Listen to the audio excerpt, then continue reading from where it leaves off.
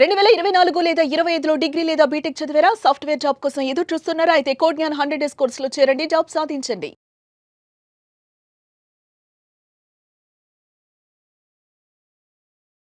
Welcome to Suman TV. నేను మీ Suman TV. నాగ్ restitution of conjugal rights section 9 అసలు ఇది ఏం చెప్తుంది, దీనికి సంబంధించినటువంటి పూర్తి వివరాలు ఏంటనేది ఈరోజు మనతో పాటు ప్రముఖ అడ్వకేట్ శశికాంత్ గారు ఉన్నారు. వారి మాట్లాడే తెలుసుకుందాం. Hello sir.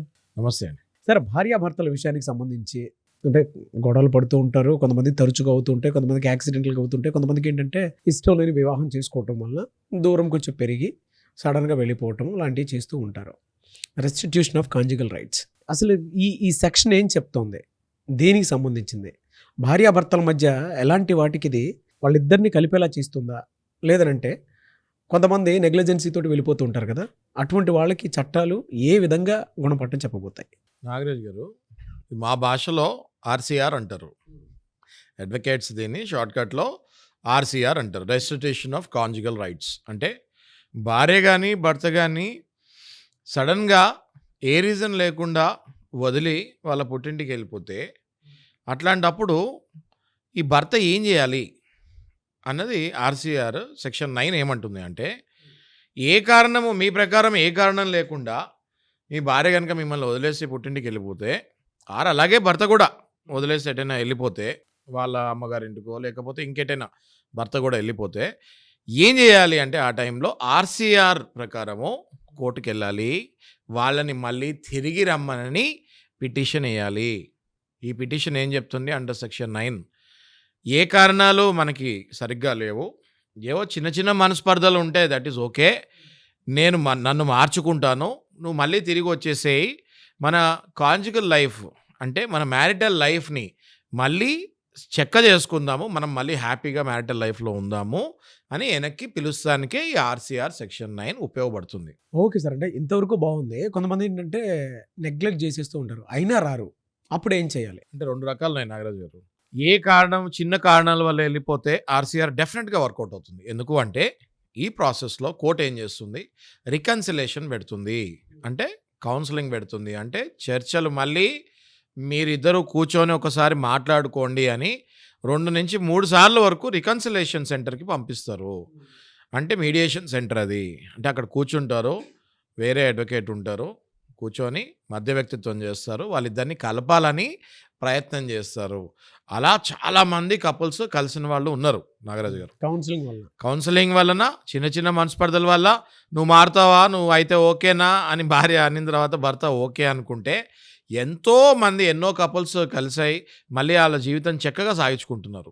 అయితే కొన్ని సందర్భాలలో ఒకవేళ భార్యకు కానీ భర్తకు కానీ అక్రమ సంబంధాలు ఉంటే వాళ్ళు ఏ చర్చలకి రారు, ఏ చర్చలకి సిద్ధంగా ఉండరు, దేనికి వాళ్ళు వినరు, కావాలనే వాళ్ళు వెళ్ళిపోతారు, మళ్ళీ రాకూడదనే ఖచ్చితంగా ఇంటిని వదిలి వెళ్ళిపోతారు. అలాంటప్పుడు ఏం చేయాలి అంటే, కంటిన్యూగా ఒకవేళ 12 నెలల వరకు మీరు ఏదైతే పిటిషన్ వేసారో కోర్టులో దానికి రెస్పాన్స్ ఇవ్వకుండా, మీ కోర్టు ఆర్డర్ వచ్చిన తర్వాత కూడా వెనక్కి రమ్మని రాకుండా ఉంటే 12 నెలల వరకు మళ్ళీ తిరిగి రాకుండా ఉంటే మీరు డైవర్స్కి అర్హులు. అంటే మీరు ఇంకా అక్కడతోటి ఇంకా వీళ్ళు రారు అని కన్ఫర్మ్ అయిపోయి ఇంకా మీ లైఫ్ మళ్ళీ మీరు ముందుకు వెళ్ళాలి కదా. 12 నెలల తర్వాత అంటే 1 ఇయర్ కోర్టు ఆర్డర్ ఇచ్చిన తర్వాత వెనక్కి రమ్మని, ఆ తర్వాత 12 నెలల వరకు కూడా ఒకవేళ ఆ భార్య వెనక్కి తిరిగి రాలేదు అనుకుంటే ఆటోమేటిక్గా భర్తకి డైవర్స్కి అర్హులు అయిపోతారు, ఆటోమేటిక్గా భర్తకి డైవర్స్ కూడా వచ్చేస్తుంది. ఇప్పుడు ఏ వ్యక్తి అయినా కూడా ఎంతకాలం అని బతిమాలుతారు, దానికి ఒక లిమిట్ ఉంటుంది కదా. మళ్ళీ ఎండ్ ఆఫ్ ద డే ఆయన కూడా ఆయన జీవనం సాగించాలి కదా. అదే భర్త చేసినా భార్య చేసినా రెండు ఒకటే. ఇది ఇద్దరికీ అప్లికబుల్ నాగరాజు గారు. భర్త వదిలేసి వెళ్ళిపోయినా భార్య వదిలేసి వెళ్ళిపోయినా ఖచ్చితంగా ఇది ఇద్దరికీ అప్లికబుల్. భార్య వెనక్కి రాకపోయినా లేకపోతే భర్త వదిలేసి భర్త వెనక్కి రాకపోయినా కూడా ఖచ్చితంగా 12 నెలల వరకు చూస్తారు. ఆ తర్వాత వీళ్ళకి ఆటోమేటిక్గా వీళ్ళు డైవర్స్కి అర్హులు అవుతారు. ఇలా కేసెస్ చాలా ఉన్నాయి సార్ మీ దగ్గర? విపరీతంగా ఉన్నాయి నాగరాజు గారు. నేను మీకు ఒక చిన్న ట్విస్ట్ చెప్తాను. ఇందులో ఏం చేస్తారంటే విపరీతమైన హింస పెట్టి, ఇది ఇంకో యాంగిల్ చెప్తున్నాను మీకు, ఇంకొక యాంగిల్ చెప్తున్నాను నేను. ఎందుకు వెళ్ళిపోతారు భార్య కానీ భర్త కానీ, మనం ఏమనుకున్నాము ఇప్పుడు మనకి ఎందుకో తెలియదు రీజన్ వెళ్ళిపోయారు అనుకుంటున్నాం. కానీ ఆ భార్యకి చుక్కలు చూపించి భర్త విపరీతంగా హెరాస్మెంట్ చేసి, ఇందులో గొప్పలో బీదోళ్ళు ఏం లేదండి, చూసే వాళ్ళకి అందరికీ చెప్తున్నాను, ఇందులో మిడిల్ క్లాస్ లేదు, హైయర్ క్లాస్ లేదు, లోవర్ క్లాస్ లేదు, సాడిస్ట్లే రైట్. సో శాడిస్ట్ భర్తలు కనుక విపరీతమైన హింస పెట్టి, అనుమానంతో హింస పెట్టి, లేదా సాటిస్ఫాక్షన్ లేక హింస పెట్టి, లేదా స్వతహాగా వీడు తాగేసి వచ్చి హింస పెట్టి, ఇలాంటివి చేసి భయంకరమైన క్రుయాలిటీ చూపిస్తే ఆ వైఫ్ ఎవరైనా వెనక్కి వస్తారా? రారు కదా.